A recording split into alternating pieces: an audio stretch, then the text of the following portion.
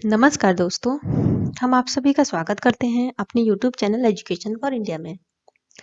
आज हम आप लोगों को क्लास 9 एनसीईआरटी की जो बुक है जिसका नाम है संचयन भाग 1 उसका लेसन नंबर 4 मेरा छोटा सा निजी पुस्तकालय जो किसके द्वारा लिखित है, लेखक धर्मवीर भारती के द्वारा लिखा गया है। इसके प्रश्न उत्तर के बारे में बताएंगे।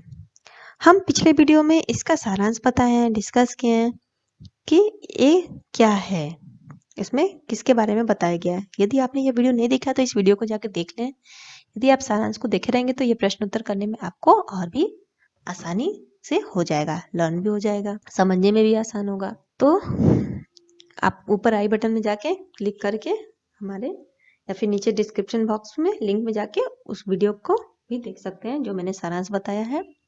यदि आपने देखा है तो अच्छी बात है। तो चलिए अब आगे शुरू करते हैं प्रश्न उत्तर।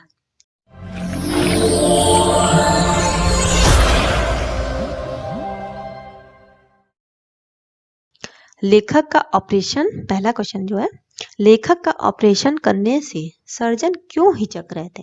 वहां पे जो डॉक्टर थे वो लेखक का ऑपरेशन करने से क्यों डर रहे थे, क्यों हिचक रहे थे। तो इसका आंसर होगा कि लेखक को 3 बार बहुत ही बड़े बड़े हार्ट अटैक आते हैं, 3 बार लगातार हार्ट अटैक आते हैं, जिसके कारण जो तीसरा हार्ट अटैक होता है ना, वो काफी खतरनाक हार्ट अटैक होता है, जिसके कारण उनका क्या हो जाता है, नब्ज, सांस सब कुछ बंद हो जाता है।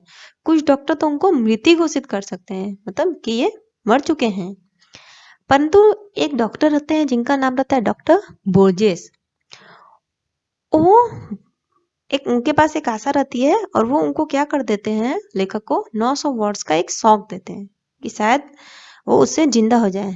तो जिससे वो रिवाइव तो हो गए, जिंदा तो हो गए, लेकिन वो मरते नहीं है, वो ठीक ही रहते हैं, सिमनस और ये सब बंद हो जाता है, लेकिन शॉक देने से उनका जो हार्ट रहता है वो रिवाइव तो हो जाता है, परंतु उनका जो 60% हार्ट रहता है वो हमेशा के लिए नष्ट हो जाता है और 40% जो हार्ट होता है वही सिर्फ बचा रहता है।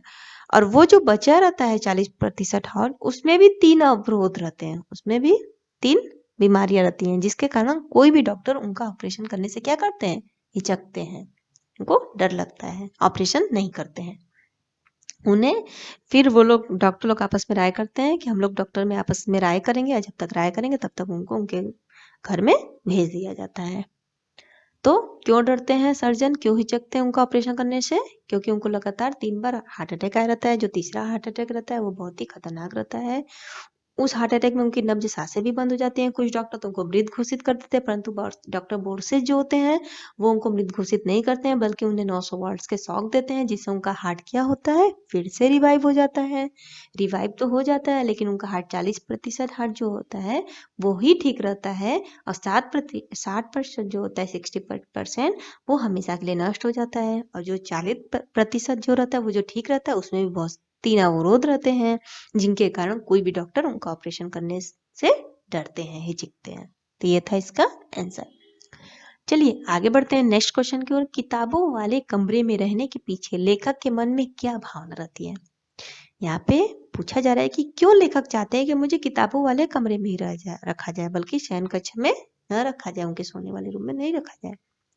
तो इसका आंसर होगा कि लेखक को किताबें पढ़ने का बहुत शौक रहता है, इसलिए उन्हें बहुत सारी किताबें इकट्ठा करके एक कमरे में छोटी मोटी लाइब्रेरी के रूप में दे रखा था। उनको किताबें पढ़ने का बहुत शौक था और उन्होंने क्या किया, बहुत सारी किताबों को इकट्ठा किया, इकट्ठा करके एक कमरे में एक छोटी मोटी लाइब्रेरी का रूप दे दिया था। उन सभी किताबों से उनका बहुत ही जुड़ाव था, इसलिए उन्हें क्या किया, बेडरूम में नहीं ले जाया गया। वो बोले मैं बेडरूम में नहीं रहूंगा, बल्कि किताबों वाले कमरे में ही रहने का निर्णय लिया, ताकि वे उन्हें देखते रहे। और जो लेखक के जो प्राण रहते हैं वो इन्हीं हजारों किताबों में बसे हुए रहते हैं, उन्हें बहुत प्यार रहता है किताबों से, यही बताया जा रहा है। तो ये हो गया इसके क्वेश्चन का आंसर कि किताबों वाले कमरे में ही लेखक के रहने के पीछे उनके मन में क्या भावना रहती है। तो अब नेक्स्ट क्वेश्चन की ओर जाते हैं। नेक्स्ट क्वेश्चन नंबर 3, लेखक के घर कौन कौन सी पत्रिकाएं आती थी। तो मैंने आपको उसमें सारांश में बताया भी था कि लेखक के घर पत्रिकाएं जो आती थी, जिनका नाम था आर्य मित्र साप्ताहिक पत्रिका, वेदोदम, सरस्वती और गृहिणी। और साथ ही साथ 2 पत्रिकाएं आती थी जो लेखक को पढ़ने के लिए, जब लेखक छोटे रहते हैं उनको भी पढ़ने के लिए आती थी, जिनका नाम था बाल सखा और चमचम। ये 2 बाल पत्रिकाएं भी आती थी। तो ये जो 4 पत्रिकाएं तो आती ही थी लेखक के घर में, आर्यमित साप्ताहिक, वेदोदम, सरस्वती गृहिणी और साथ ही साथ 2 बाल पत्रिकाएं भी आती थी जिनका नाम था बाल सखा और चमचम। तो ये हो गया इसका आंसर कि लेखक के घर कौन कौन सी पत्रिकाएं आती थी। अब आगे बढ़ते हैं नेक्स्ट क्वेश्चन की ओर।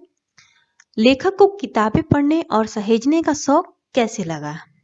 तो कैसे उन लेखक का मन लगता है कि अब मतलब किताबें पढ़ने का भी शौक रहता है और उनको कैसे सहेज के रखने का भी एक शौक आता है, वो कैसे आता है?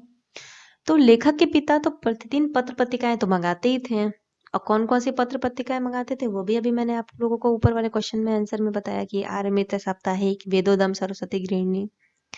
और उन पत्रिकाओं के साथ खास तौर पर लेखक के लिए भी 2 क्या आती थी? बाल पत्रिकाएं आती थी जिनका नाम क्या था? बाल सखा और चमचम। अभी अभी मैंने बताया आपको ऊपर। इन बाल पत्रिकाओं में किनकी कहानियां रहती थी? राजकुमारों, दानुओं, परियों, इन सभी की कहानियां और रेखाचित्र होते थे, जिससे लेखक को पत्रिकाएं पढ़ने का बहुत शौक हो गया था। जब लेखक 5वीं कक्षा में प्रथम आए थे तो उन्हें अंग्रेजी की 2 किताबें भी इनाम के रूप में प्राप्त हुई थी। इन 2 पुस्तकों ने भी लेखक के लिए एक नई दुनिया का द्वार खोल दिया था। पिताजी की इसी प्रेरणा से उन्होंने किताबें इकट्ठी करना भी शुरू कर दिया था। तो उनका शौक कैसे बढ़ा? धीरे धीरे इन्हीं से बढ़ा। जब उनको वो जो 2 किताबें मिलती है ना, ये इनाम के रूप में प्राप्त होती हैं, तब उनके पिताजी की जो अलमारी रहती है उसका जो एक खाना रहता है पिताजी खाली कर देते हैं और उन्हीं 2 अंग्रेजी की किताबों को क्या करते हैं? लेखक की रख देते हैं और बोल देते हैं कि यहीं पर अब तुम्हारी क्या है? ये छोटी सी लाइब्रेरी है। बस वहीं से उनका शौक क्या होता है? शुरू हो जाता है। माँ, अब नेक्स्ट क्वेश्चन की ओर आगे बढ़ते हैं। Question number 5। माँ लेखक की स्कूली पढ़ाई को लेकर क्यों चिंतित रहती हैं? अब इसका आंसर क्या होगा कि लेखक को पत्रिकाएं पढ़ने का तो बहुत शौक रहता है। उनको स्कूल की किताबें पढ़ने में कम मन लगता था। लेखक स्वामी दयानंद के जीवन के बारे में हमेशा पढ़ते रहते थे। तो माँ को हमेशा चिंता बनी रहती थी कि उनका मन तो स्कूल की पढ़ाई में नहीं लगता है, कहीं साधु बनकर वो घर से चले न जाए, क्योंकि लेखक की माँ का मानना था कि जीवन में पढ़ाई ही काम आएगी। तो इसीलिए उनके मन में हमेशा डर बना रहता था, चिंता लगा रहता था लेखक के पढ़ाई के बारे में। चलिए अब आगे बढ़ते हैं। Next question number 6। स्कूल से इनाम में मिली अंग्रेजी की दोनों पुस्तकों ने किस प्रकार लेखक के लिए नई दुनिया का द्वार खोल दिया? तो इसका आंसर होगा कि पिताजी के समझाने पर लेखक ने बहुत ही मेहनत करते हैं और वे 5वीं कक्षा में क्या होते हैं? फर्स्ट आते हैं, जिससे स्कूल से उन्हें इनाम के रूप में 2 अंग्रेजी की किताबें मिलती है।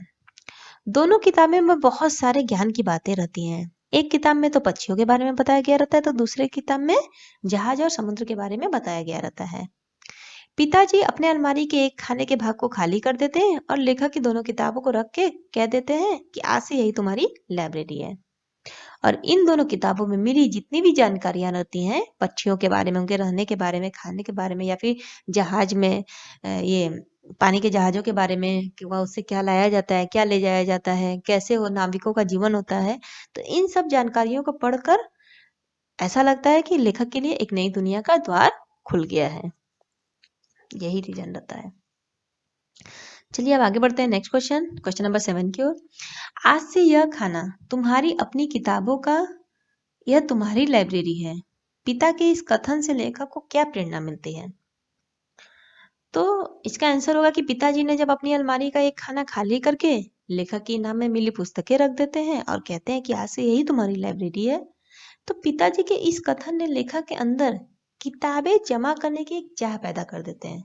उनको एक चाह आ जाती है कि हाँ, मुझे अब इस खाने में अपनी किताबों को बनाकर रखना है, मुझे अपनी खुद की लाइब्रेरी बनानी है।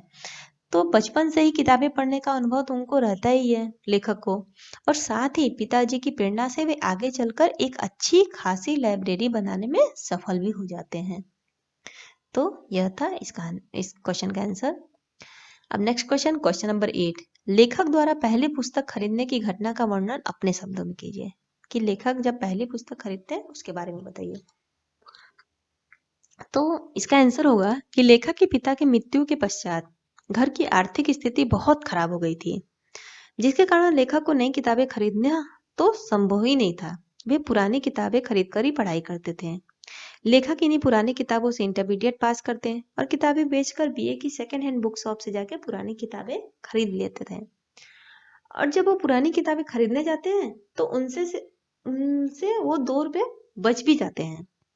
वो जो 2 रुपए बच जाते हैं तो उन दिनों सिनेमा घरों में देवदास फिल्म लगी रहती है, जिसे देखने का लेखक को बहुत मन रहता है, परंतु उनके माँ को फिल्में देखना पसंद नहीं रहता है। लेकिन लेखक हर समय उस फिल्म का गाना गुनगुनाते रहते हैं कि दुख के दिन बीतत नहीं। ये गाना जब गुनगुनाते रहते हैं तो लेखक के मुंह में से यह गाना सुनकर माँ कहती हैं कि दुख के दिन बीत जाएंगे बेटा। तब लेखक ने माँ को बताते हैं कि यह देवदास फिल्म का गाना है माँ। तो माँ ने कहा कि अपना मन क्यों मारते हो, जाओ जाकर फिल्म देख आओ। तो लेखक क्या करते हैं, माँ की अनुमति पाकर वो फिल्म देखने चले जाते हैं। उनके पास तो 2 रुपए बचे ही रहते हैं। वो 2 रुपए लेकर क्या करते हैं, फिल्म देखने चले जाते हैं। फिल्म का पहला शो छूटने में थोड़ा समय रहता है, खत्म होने में थोड़ा बाकी रहता है। तब लेखक वहीं पास की दुकान में चक्कर लगाते रहते हैं। तभी उनकी नजर पास की वह किताबों की दुकान पर रखी एक पुस्तक पर पड़ती है, जिसका नाम क्या रहता है, देवदास। इसके जो लेखक रहते हैं वो शरद चंद्र चट्टोपाध्याय रहते हैं। तो वह फिल्म देखने न जाकर क्या करते हैं, 10 आने में उस पुस्तक को ही खरीद लेते हैं। उसका मूल्य तो 1 रुपया रहता है, लेकिन वो हमेशा उस दुकान से किताब खरीदे रहते हैं, तो दुकानदार जान पहचान का रहता है, तो उनसे कमीशन न लेकर उसको 10 आने में ही उस बुक को दे देते हैं। और फिर अब 2 रुपए में तो 10 आने ही खर्च होते हैं, बाकी बचे पैसे वो क्या करते हैं, अपने माँ के हाथ में रख देते हैं। तो इस प्रकार लेखक अपनी पहली पुस्तक खरीदते हैं, जिनका नाम क्या रहता है, देवदास। अब चलिए आगे बढ़ते हैं। क्वेश्चन नंबर 9, इन कृतियों के बीच अपने को कितना भरा भरा महसूस करता हूँ, इसका क्या आशय है, इसको स्पष्ट कीजिए। तो इसका आशय यही है कि लेखक बीमार होने के कारण उनकी अपनी लाइब्रेरी में ही वो रहते हैं। आज उनकी लाइब्रेरी में हिंदी के उपन्यास, अंग्रेजी के उपन्यास, नाटक, काव्य संकलन, जीवनियां, संस्मरण, इतिहास, कला, पुरातत्व, राजनीति की हजारों पुस्तकें रखी हुई हैं। लेखक को उन किताबों के बीच में लेटकर अपनी पिछली यादें याद आती रहती हैं। लेखक को इन किताबों के बीच में अकेला महसूस नहीं होता है। उन्हें हर समय क्या रहता है, उनका मन भरा भरा सा लगता है, क्योंकि उन्हें किताबें देखकर क्या मिलती है, बहुत ही संतुष्टि मिलती है। तो इसीलिए लेखक कहते हैं कि इन कृतियों के बीच अपने को कितना भरा भरा मैं महसूस करता हूँ। कृतियां क्या हो गई, लेखक की सारी किताबें हो गई, और उन किताबों में ही लेखक का जान प्राण रहता है। तो वो उन किताबों के बीच में जब वो लेटे रहते हैं, उनका तबीयत खराब रहता है, तो उनका मन क्या रहता है, हमेशा खुश रहता है, हरा भरा रहता है। तो ये था इस लाइन का आशय। तो ये हो गया क्वेश्चन आंसर मेरा छोटा सा निजी पुस्तकालय का। आशा करती हूँ कि आपको यह सभी क्वेश्चन के जो आंसर है वो सब समझ में आए होंगे। यदि आपको यह वीडियो अच्छा लगा तो वीडियो को लाइक करें, चैनल को भी सब्सक्राइब करें। जिन्होंने सब्सक्राइब नहीं किया है वो सब्सक्राइब भी कर लें और बेल आइकन पर भी क्लिक कर लें, ताकि आगे के भी वीडियो के नोटिफिकेशन मिल सके।